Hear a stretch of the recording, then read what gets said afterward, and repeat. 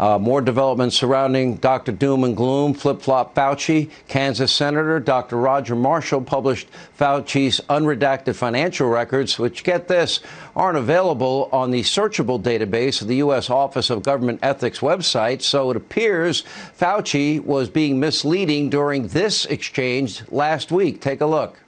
My financial disclosures are public knowledge and have been so. You are getting amazingly wrong information.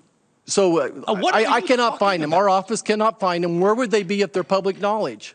Where? It is totally accessible to you if you want it. For the public. Is it accessible to the public? To the public. Great. We look forward to reviewing it. You are totally incorrect. Well, we look forward to reviewing it. Senator Marshall, Dr. Fauci has answered you. It is public information, and he's happy to give it to you if you would ask. Senator Moran. What a moron. Jesus Christ. Oh, really? Wow, the great Dr. Fauci. Anyways, it turns out Fauci's records can be requested from the NIH, but they are not searchable database like everybody else. And of course, Fauci isn't the only one under fire for his never-ending failures, as former President Trump had this to say about Joe Biden's broken COVID promises over the weekend. Remember, he said, I'm going to shut down the virus. Yeah, we have the highest number of cases. We had more deaths in 2021. Great job, Joey. Take a look. And it's a very sad thing. The streets of the Democrat-run cities are drenched in blood with record-high murders and drug deals and human trafficking. There are 4 times more COVID cases. Remember, I'm going to get rid of COVID. I'm going to get rid of COVID. 4 times more cases than ever before. Today, the hospital set a record, brand new record. Here with reaction, Kansas Senator Dr. Roger Marshall. Dr. Marshall, turns out you were correct, and it turns out that there's some interesting developments in those records.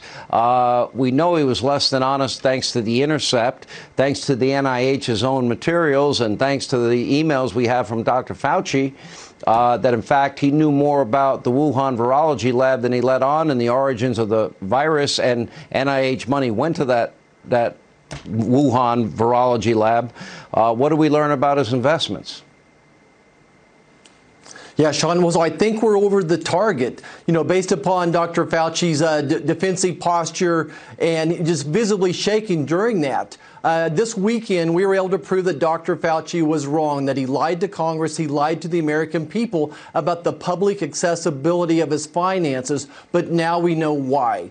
Dr. Fauci and his spouse made almost $2 million during 2020. So during 2020, you recall, if you were a bartender or a barber, you couldn't make a living, but Dr. Fauci managed to squeak together almost $2 million.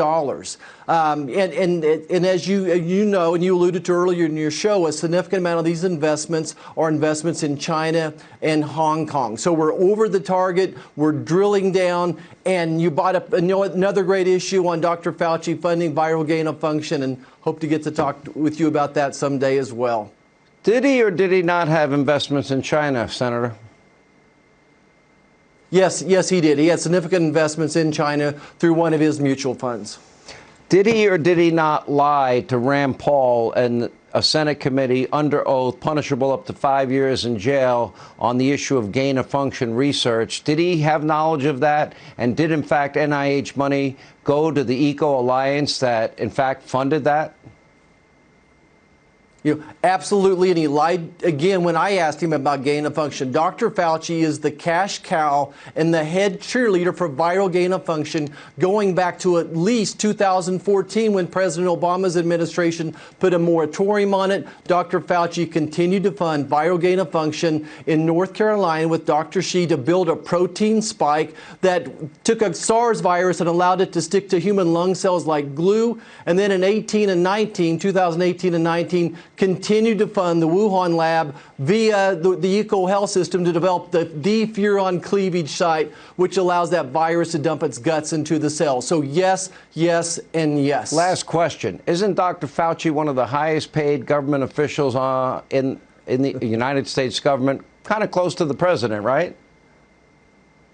So he's making more money than the president, according to Forbes. Dr. Fauci's making some $420,000, a net worth of over $10 million.